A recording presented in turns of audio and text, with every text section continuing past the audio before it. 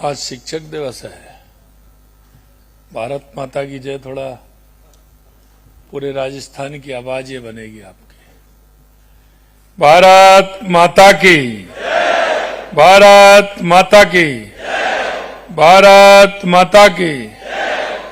आज के राज्य स्तरीय शिक्षक सम्मान समारोह के शुभ अवसर पर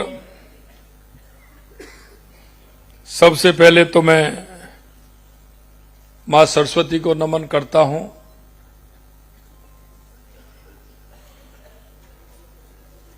और देश के एक महान व्यक्तित्व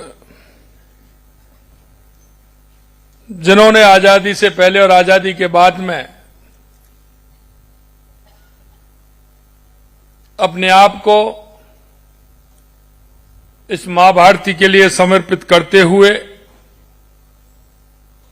देश के अंदर एक जिस बीजारोपण का काम किया, ऐसे में जो इस खुशी को हम कहने से नहीं अंतर आत्मा की आवाज से बांट सकते हैं कि जो ये कहते थे कि लोग मेरे को शिक्षक के नाम से जाने, ये मेरी सबसे ज्यादा प्रसन्नता होगी। ऐसे डॉक्टर सर्वपल्ली राधाकृष्णन जी को उनके चरणों में प्रणाम करता हूं और उनको श्रद्धांजलि अर्पित करता हूं।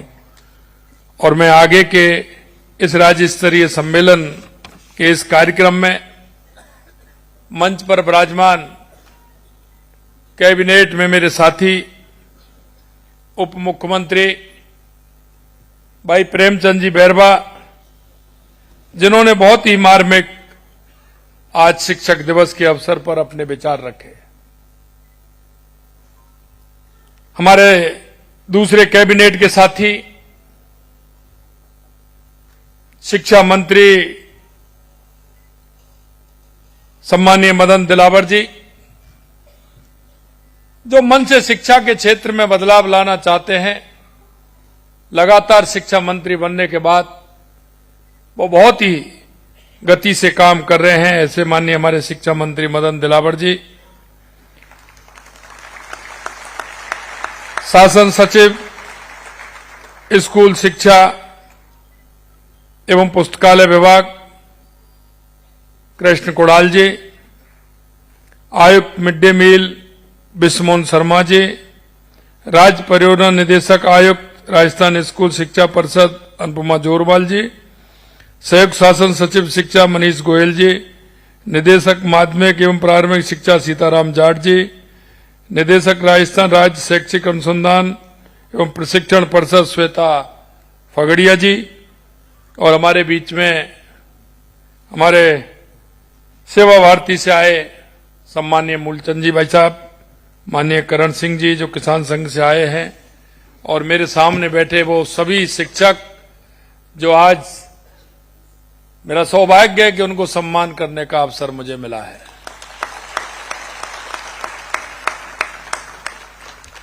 मैं आप सभी गुरुजन महानुभावों का, सभी सज्जनों का, देवियों का आज के इस कार्यक्रम में बहुत बहुत स्वागत करता हूं, अभिनंदन करता हूं। आप सभी को मैं प्रणाम करता हूं।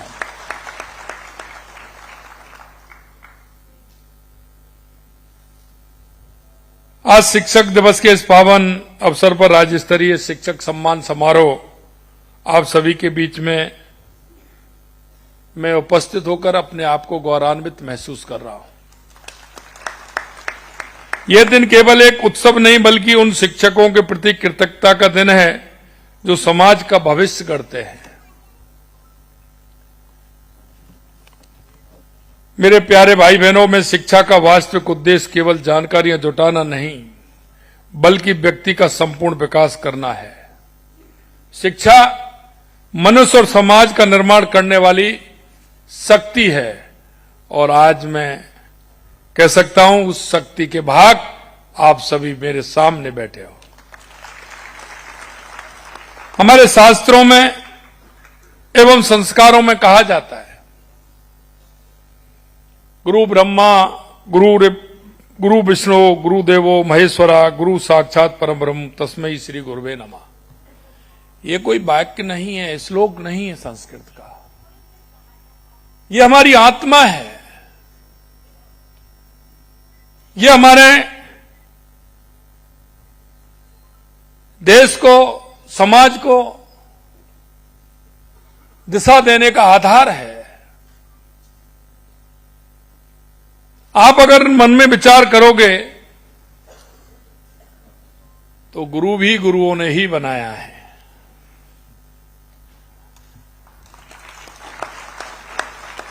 गुरुओं को भी गुरुओं का आशीर्वाद रहा है और ये हमारी परंपरा है। और हमारा गुरु एक शिष्य को नहीं, एक व्यक्तित्व को गढ़ने का काम करता है।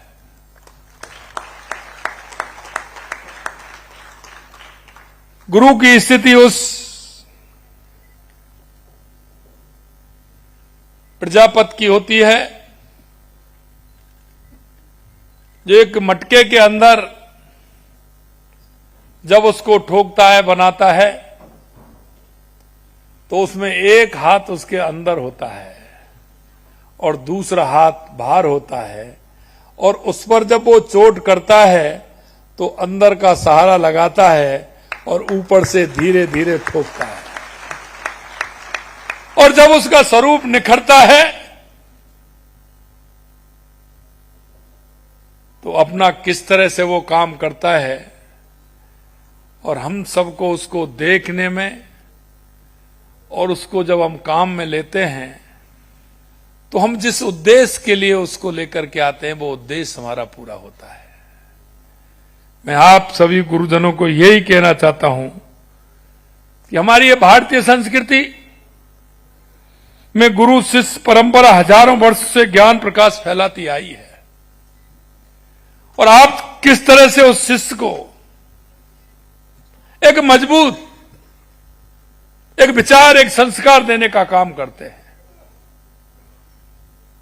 मैं कह सकता हूं कि इस राष्ट्र को मजबूत बनाने में, समाज को दिशा देने में, समाज का उत्थान करने में अगर सबसे पहले किसी का योगदान है तो वो हमारे गुरुओं का योगदान है, हमारे गुरुओं का योगदान।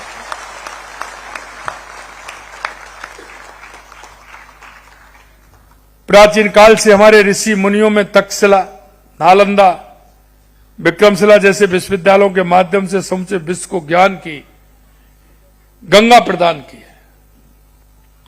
हमारी परंपरा में गुरु केवल शिक्षक नहीं बल्कि जीवन के मार्गदर्शक होते हैं। महर्षि द्रोणाचार्य से लेकर के चाणक्य तक हमारे गुरुओं ने न केवल विद्या दी बल्कि संस्कार और मूल्यों का भी संचार किया है। राजस्थान की धरती सदैव से ही विद्या और संस्कृति के लिए पावन भूमि रही है, और मैं कह सकता हूं कि राजस्थान के वो संस्कार हैं वो अपने आप में अलग है। इसीलिए तो हम हमारे सभी वो महापुरुष जिनको देख करके उनका नाम लेते ही मन के अंदर एक अलग सी स्फूर्ति पैदा होती है। चाहे वो महाराणा प्रताप हो, महाराजा सूरजमल हो, या मां पन्नाधाय हो, या मीराबाई हो, या मां अमृता देवी हो, उनके जीवन को अगर आप देखेंगे तो राजस्थान में जो संस्कृति है, राजस्थान की मिट्टी में जो खुशबू है वो अलग जगाने वाली है, दुनिया में ऐसी कहीं नहीं मिलेगी। इसलिए मैं जिक्र करता हूं। कभी कभी हमारे मन में कई तरह के विचार आते हैं, लेकिन गुरुदेवों मैं तो इतना ही कहना चाहता हूं, आप अपने मन में विचार कर लीजिए। मन को अगर आप कहीं आपको शांति मिलेगी तो जीवन के उस परोपकार में और उपकार के अलावा दूसरी किसी भी चीज में आपको नहीं मिलेगी।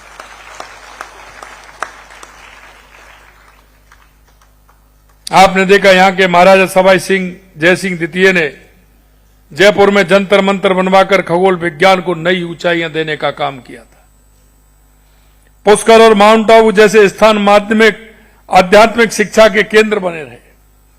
राजस्थान में ज्ञान हस्तांतरण की परंपरा अत्यंत समृद्ध रही। यहां के कलाकार ने पीढ़ी दर पीढ़ी इतिहास, संस्कृति और नैतिक मूल्यों को आगे बढ़ाया।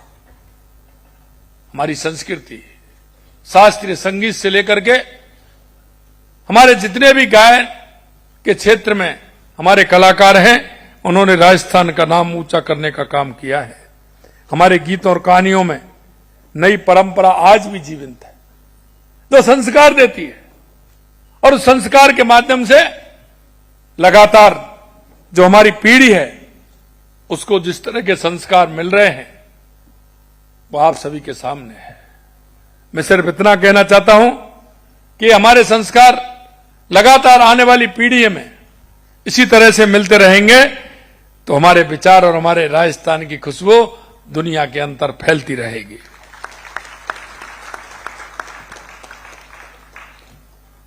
क्योंकि आप देखते हैं, प्रेमचंद जी कह रहे थे, पहली गुरु मां होती है, पिता परिवार होता है, लेकिन परिवार के बाद कौन होता है? परिवार के बाद कौन होता है? हमारा गुरु होता है। और गुरु जब बच्चों में चरित्र निर्माण के संस्कार बोने का काम करता है तो वो जीवन भर काम आते हैं। मैं एक बात और कहना चाहता हूं, क्योंकि मैं देखता हूं गुरुओं के मन में एक भाव पैदा होता है। प्राइमरी सेक्शन, मिडिल सेक्शन, माध्यमिक सेक्शन, उसके बाद कॉलेज शिक्षा। मैं इतना कहना चाहता हूं, सबसे बड़ा योगदान हमारे प्राइमरी और मिडिल के जो हमारे गुरुजन हैं, माध्यमिक शिक्षा तक जो हमारे गुरुजन हैं, चरित्र निर्माण में सबसे बड़ा योगदान है तो हमारे उन गुरुओं का। क्योंकि जो कच्चा घड़ा होता है उसमें जिस तरह का हम बनाना चाहते हैं वो उस तरह का बनता है। मैं आपसे इतना ही अनुरोध करना चाहता हूं, इस राष्ट्र की प्रगति, देश की प्रगति, प्रदेश की प्रगति, जिले की प्रगति, मेरे गांव की प्रगति अगर वो किसी के हाथ में है तो हमारे गुरुओं के हाथ में है। उसको ठीक प्रकार से सजोने का काम करेंगे।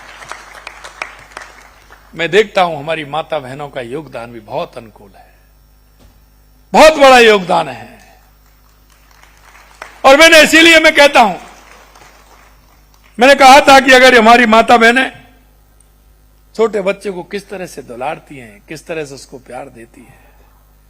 जब प्राइमरी सेक्शन में, मिडिल सेक्शन में छोटा बच्चा पढ़ता है तो माताएं बहनें, गुरु और माता दोनों का काम करती हैं। मन प्रसन्न हो जाता है कि हमारी माताओं के अंदर जो संस्कार हैं, और जब हमारी माता कहती हैं तो हमारे उस छोटे बच्चे के अंदर वो संस्कार जीवन भर काम करते हैं।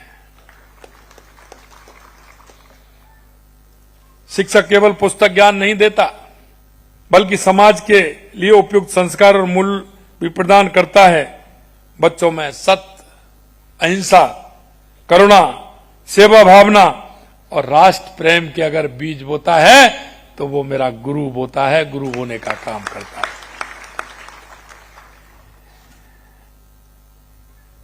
आप केवल गणित के फार्मूले या इतिहास की तारीखें नहीं सिखाते हैं, आप जीवन का सबसे बड़ा पाठ पढ़ाते हैं। जब आप एक छोटे बच्चे को, छोटी सी बात कहना चाहता हूं, छोटे से बच्चे को धन्यवाद कहना सिखाते हो तो आप उसमें विनम्रता के बीज बोते हो। धन्यवाद बहुत छोटा शब्द है, लेकिन धन्यवाद कहना हमको कैसे आता है?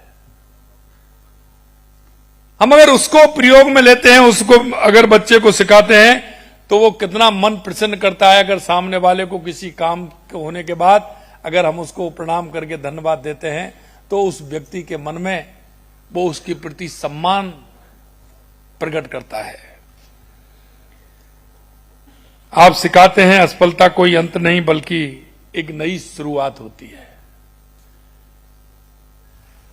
आप सिखाते हैं कि ईमानदारी सबसे बड़ा धन है। आप सिखाते हैं दूसरों की सेवा सच्ची पूजा है। मैं आपसे इतना ही कहना चाहता हूं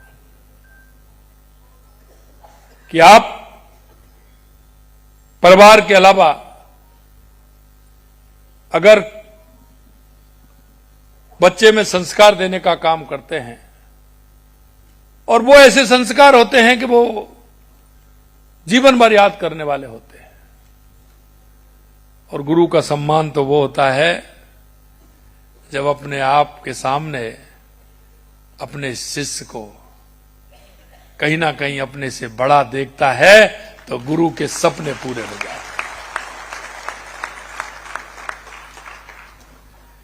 मैं आपको इतना ही कहना चाहता हूं कि राष्ट्र के निर्माण में हम हमारी सहभागिता, क्योंकि जिस गुरु ने हमको और आपको भी पढ़ाया है उनके भी सपने यही थे। और हमको ये भी नहीं भूलना चाहिए कि हम भी किसी ना किसी गुरु की कृपा से अपने स्थान पर आए हैं। मित्रों, आज गर्व से कह सकता हूं कि हमारी सरकार ने शिक्षा के क्षेत्र में महत्वपूर्ण बदलाव किए हैं और हम करने वाले हैं, क्योंकि हम उस काम को करते हैं जिससे प्रदेश की प्रगति हो, राष्ट्र की प्रगति हो, हमारा प्रदेश मजबूत हो और हमारा राष्ट्र मजबूत हो, हमारा जिला मजबूत हो, हमारी तहसील मजबूत हो, हमारा गांव मजबूत हो। शिक्षा विभाग में 20,000 से अधिक नियुक्ति दी गई हैं और 18,000 से अधिक शिक्षकों के पदों के लिए विज्ञापन जारी किए जा चुके हैं। 33,217 कार्मिकों को पदोन्नत किया गया है। ये इस बात का प्रमाण है कि हम शिक्षा की गुणवत्ता के लिए प्रतिबद्ध हैं। हमने शिक्षा को डिजिटल बनाने में महत्वपूर्ण कदम उठाए हैं।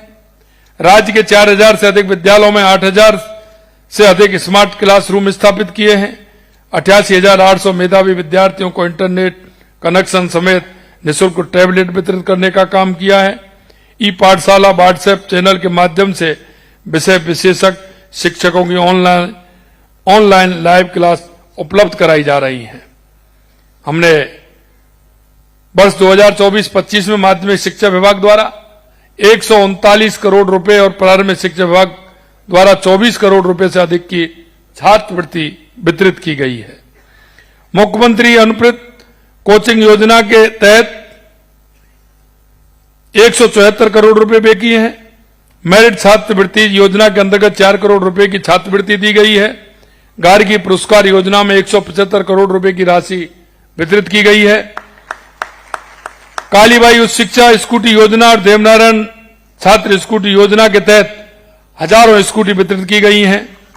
3 लाख से अधिक युवाओं को केंद्र और राज्य प्रायोजित योजनाओं के तहत कौशल प्रशिक्षण प्रदान कर लाभान्वित किया गया है। मुख्यमंत्री युवा संबल योजना के अंतर्गत 1,17,000 नई स्वीकृतियां जारी की गई हैं। मैं आपसे इतना ही कहना चाहता हूं कि मेरे को देश में भी जाने का विभिन्न प्रांतों में मौका मिला है। मेरे को कई दुनिया के देशों में जाने का भी मौका मिला है। जब उन्होंने मेरे से मांग की थी, उन्होंने कहा कि हमें कुछ मैन पावर की आवश्यकता है, हमें कुछ नर्सिंग में कुछ नर्स भी चाहिए, कुछ मेल भी चाहिए, उनको भी आवश्यकता है, हमारे कई इलेक्ट्रीशियन की आवश्यकता है, कई इंजीनियर की आवश्यकता है। जब मैं कोरिया और जापान की यात्रा पर था तो उन्होंने मेरे से ये बात कही। मैंने उनसे सिर्फ एक सवाल किया था कि मैं देने को तो तैयार हैं हम, लेकिन हम सिंगल नहीं देंगे, हम डबल देंगे।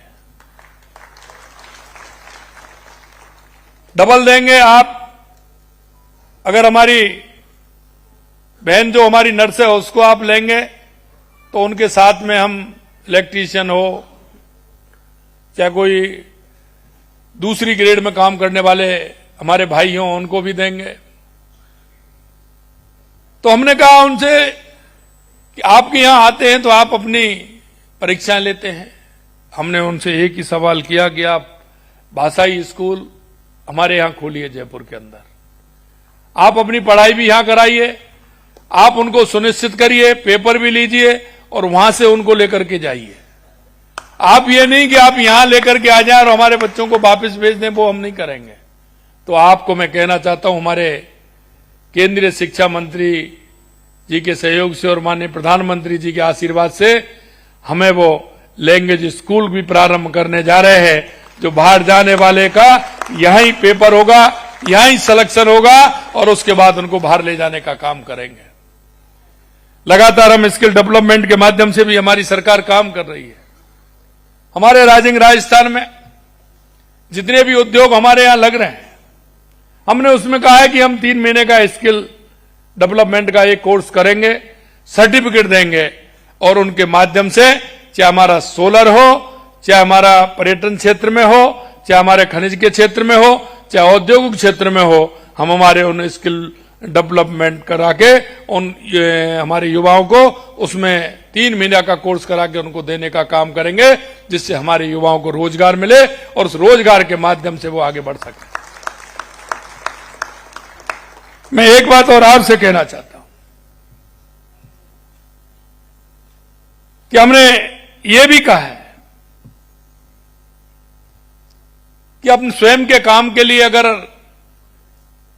कोई भी विद्यार्थी अगर आता है तो सरकार उसका पूर्ण रूप से सहयोग करेगी। प्रधानमंत्री स्वनिधि योजना में, विश्वकर्मा योजना में उसको रोजगार के अवसर प्रदान किए जाएंगे और वो अपना प्रोजेक्ट बना के अगर वो करेगा तो हम सस्ती ब्याज पर उसको लोन देने का भी काम हम करेंगे, जिससे वो अपना काम प्रारंभ कर ले। आपसे सिर्फ मेरा इतना निवेदन है, हम जब पढ़ते थे तो एक पीरियड भी होता था, कई हमारे साथी होंगे, उद्योग का पीरियड चलता था, उस समय चलता था, कुछ को नहीं पता होगा, जो हमारे साथी होंगे उनको पता होगा कि उद्योग का पीरियड चलता था उस समय। उसमें स्किल का ही ज्ञान दिया जाता था, उसमें उस बच्चे की हॉबी किस क्षेत्र में है इसका आंकलन भी किया जाता था। उस आंकलन के आधार पर उसको शिक्षक उसको उसी रुचि के आधार पर आगे बढ़ाने का काम करते थे। और जैसे ही जब वो 8th क्लास पास करता था, अभी तो हायर सेकेंडरी में लेते हैं, सीनियर में लेते हैं विषय, पहले 9th में ही लेते थे, 9th में लेना पड़ता था, आर्ट्स लेनी है, कॉमर्स लेनी है, साइंस लेनी है, क्या लेना है, किस में जाना है, एग्रीकल्चर लेना है, आपको क्या लेना है, तो उसके घर वाले तय नहीं करते थे। वो अगर कोई तय करने वाले थे तो आप सब गुरु थे, उसको तय करते थे कि इसकी रुचि इसमें है, ये काम भी हमको करना चाहिए, क्योंकि गुरु से ज्यादा उस विद्यार्थी की रुचि के बारे में दूसरा कोई नहीं जानता है।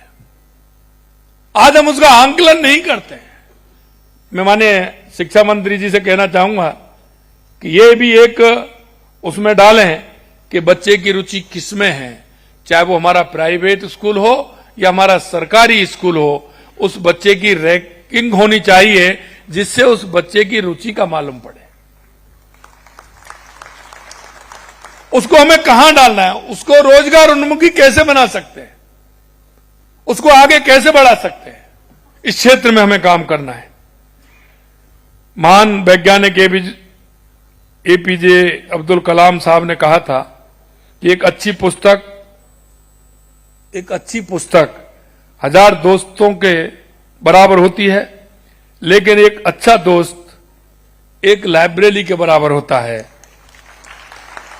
लेकिन मैं एक दूसरी बात कहता हूं, लेकिन मैं कहता हूं कि एक अच्छा शिक्षक 1000 लाइब्रेरी के बराबर होता है। आप केवल ज्ञान के भंडार नहीं है, आप स्वप्न जगाने वाले हैं। आपके एक प्रेरणादायी शब्द से एक निराश विद्यार्थी आशा की किरण पा जाता है। आपके शब्दों से एक कमजोर छात्र भी उसके अंदर विश्वास जग जाता है।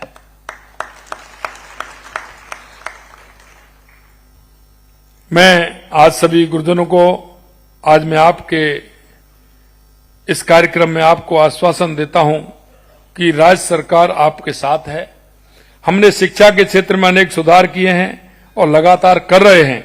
शिक्षकों के कल्याण, उनके सम्मान और उनकी बेहतर कार्यदशाओं के लिए हमारी सरकार प्रतिबद्ध है। हमारा मानना है कि जब तक शिक्षक सम्मानित महसूस नहीं करता तब तक शिक्षा का विकास नहीं हो सकता। आज का ये कार्यक्रम केवल एक दिन का कार्यक्रम नहीं है, ये हमारी नीति है। मैं सभी शिक्षकों को आभार व्यक्त करता हूं। आपने मुझ में भी, क्योंकि आज मैं भी हूं और मंच पर बैठे हमारे सभी साथी हैं, वो आपकी वजह से है। हर व्यक्ति के जीवन में गुरु का बहुत बड़ा योगदान होता है और ये हमें भूलना नहीं चाहिए। और इसीलिए गुरु का स्थान बहुत बड़ा होता है। राजस्थान सरकार शिक्षा की गुणवत्ता में सुधार के लिए, शिक्षकों के कल्याण के लिए और छात्रों के बेहतर भविष्य के लिए निरंतर कार्य करती रहेगी। मैं फिर से कहूंगा कि आप केवल शिक्षक नहीं, आप जीवन के शिल्पकार और राष्ट्र निर्माता हो। आप उस पवित्र गुरु शिष्य परंपरा के भाग हैं जिसने भारत को विश्व गुरु बनाया था और आज भी बना रहे हो। जैसा कि कहा गया है, ज्ञान के अंधकार में डूबे हुए व्यक्ति के नेत्रों को ज्ञान रूपी अंजन से खोलने वाले गुरु को मेरा नमस्कार, नमस्कार, नमस्कार।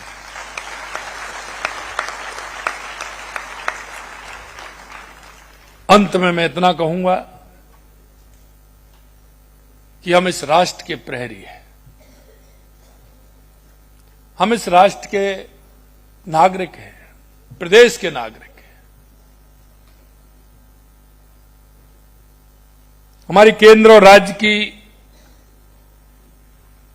दोनों सरकारों की गरीब कल्याण से लेकर के बहुत सारी योजनाएं हमारी चल रही हैं। देश के यशस्वी प्रधानमंत्री नरेंद्र मोदी जी के नेतृत्व में 2014 के बाद देश के अंदर आपने परिवर्तन देखा होगा। आप महसूस भी कर रहे होंगे, चाहे हमारे गरीब कल्याण की योजनाएं हो, चाहे हमारे विकास की योजनाएं हो, देश के अंदर आतंकवाद और नक्सलवाद का खात्मा हो,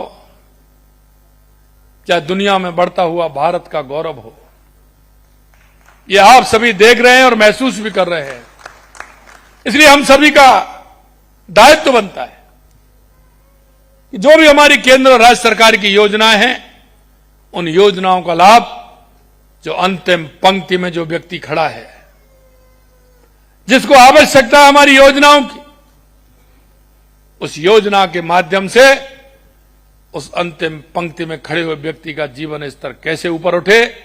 हम पंडित दीनदयाल उपाध्याय जी के अंत्योदय से लेकर के डॉक्टर भीमराव अंबेडकर जी के अंत्योदय से लेकर के हम सबको इस बात को देखना चाहिए, क्योंकि पंडित दीनदयाल उपाध्याय जी ने एकात्म मानववाद की रचना की है।